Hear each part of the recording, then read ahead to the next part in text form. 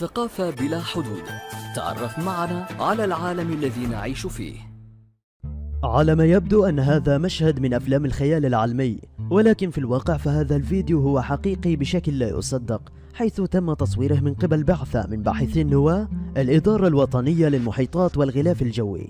كانوا على متن سفينة إكيانوس إكسبلورر بواسطة مركبة التحكم عن بعد روف، حيث ظهر نوع غريب من قناديل البحر التي تشبه الكائنات الفضائية. تم تصوير هذا القنديل في خندق مارينا، وهي أعمق نقطة في سطح الكرة الأرضية وتقع في غرب المحيط الهادي في شهر إبريل الماضي. وقد أثار شكله اهتمام العلماء والباحثين، نظرا لأنه يمتلك عدد قليل من اللوامس السلكية و8 كرات براقة داخل جسده.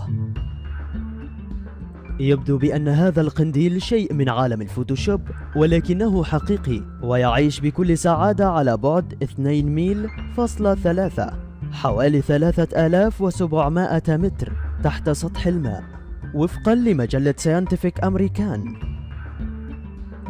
يعتقد العلماء أن هذا الحيوان ينتمي إلى فصيلة كروسوتا، ويعتقدون أيضا بأنه يعتمد على أسلوب الصيد بالمباغتة.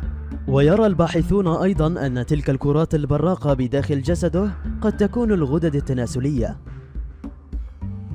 عدد من الباحثين تحدثوا بهذا الصدد حول تلك الكرات البراقة، والتي قال عنها البعض بأنها إضاءة حيوية، في حين أن هذا قد يبدو صحيحا، إلى أن هناك سيناريو آخر يقول بأن تلك الغدد التناسلية هي مجرد انعكاس للضوء.